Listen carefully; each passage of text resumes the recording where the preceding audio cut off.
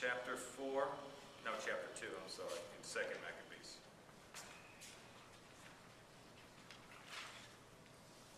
And I'm going to begin with verse 4.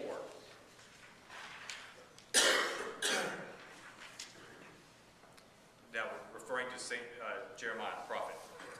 It was also contained in the same writing how the prophet, being warned by God, commanded that the tabernacle and the ark should accompany him till he came forth to the mountain where Moses went up and saw the inheritance of God.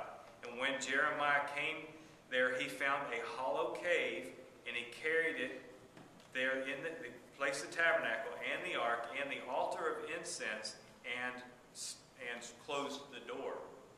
So in this cave, he places the ark, the tabernacle, the scriptures, the altar of incense, and then he seals it. What is that pointing to? The womb of the Virgin Mary. Then some of them that followed him came up to mark the place, but they could not find it. And when Jeremiah perceived it, he blamed them, saying, "The place shall be unknown until God gathers together the congregation of the people to receive them and to give them mercy. And then the Lord will show these things, and the majesty of the Lord shall appear, and there shall be a cloud, as it were also shown to Moses. And he showed them also to Solomon, that he prayed that this place might be sanctified to the great God.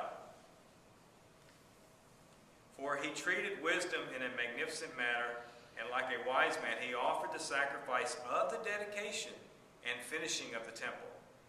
And as Moses prayed to the Lord, and fire came down from heaven and consumed the holocaust, so Solomon also prayed, and fire came down from heaven and consumed the holocaust. And Moses said, because of the sin offering was not eaten, it was consumed. So Solomon also celebrated the dedication of the 8 days. And these same things were set down in the memoirs and the commentaries of the prophet Nehemiah, and how he made a library and gathered together out of the countries the books of the prophets and of David, which would be the Psalms, and of the epistles of the kings, 1st Kings, 2nd Kings, 1st and 2nd Chronicles, concerning these holy gifts. And like manner, Judas also gathered together all such things as were lost by the war that we had in our possession.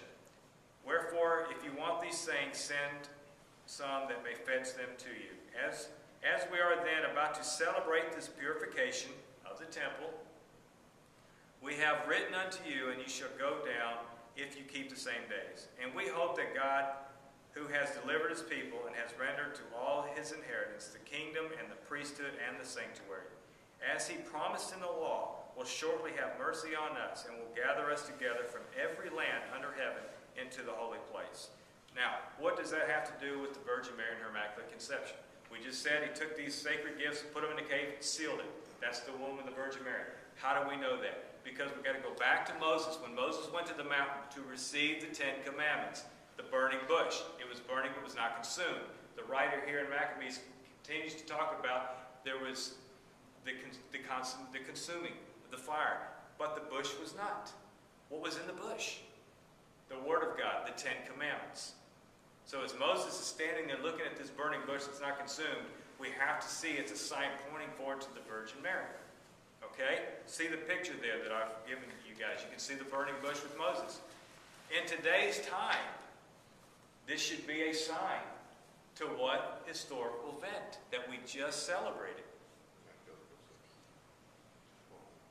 Juan Diego, when he sees the Virgin Mary, she's consumed by the glory of the Son. And what is she carrying in her womb? The Word of God. The written Word of God that becomes flesh and dwells among us. The manna that came down from heaven.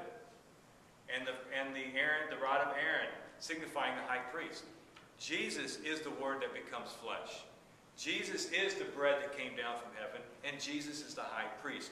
Right here, we have in her womb exactly what Jeremiah was placing into the cave. And that's why the original ark, the original tabernacle, is no longer to be seen. We don't need to see it. We have it in the Virgin Mary and in the incarnation of the Messiah.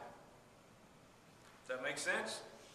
Now, we're going to tie this in. We're going to go back to John, and I'm going to tie this in to make it a little bit more understanding. We're going to go back to the cleansing in the temple. I'm not going to read all of that again. There's one point in there that needs to be read. And it says, after he had scourged the temple, they asked for a sign. He said, destroy this temple, and in 3 days I will raise it up. So the Jews were complaining, it took us 46 years to build this thing, and you're going to raise it up in 3 days? What was he referring to? He's referring to the birth of Mary. Because here's what happened. They say very clear on 46. Okay? At the time that Jesus cleansed the temple, it was around the year 27 BC. If you take 27 and you minus 46 years, it puts you at about 19 or 20. Okay? What happened in 19 to 20 BC? Down in the south region, down in Jerusalem, Herod's rebuilding the temple. Up in Israel, up in Nazareth, up in northern country. Who's born? The Virgin Mary. That's a sign. That's a mystery. The true temple is going to be, the incarnation is going to take place up in Israel, because that's who Jesus came to found, the lost children of Israel. So this temple that's being rebuilt in Jerusalem of Herod was a waste of time.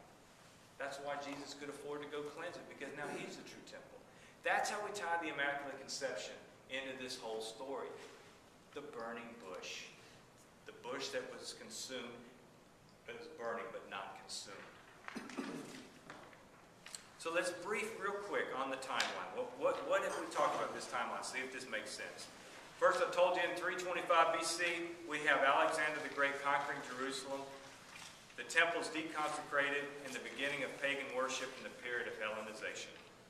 In the year 167 to 164, this is a 3-year period where the Maccabean revolt takes place, where Mattathias, his son Judas Maccabeus, begin the Jewish revolt. Antiochus IV deconsecrates the temple. We have the cleansing of the temple. And if we notice, 3 years, and on the 25th day of December, we have the reconsecration of the temple. That's the sign of Christmas. In 20 BC, Herod starts to rebuild the temple in Jerusalem, in the southern region down in Judah, and the Immaculate Conception of Mary is up in the northern region of Israel.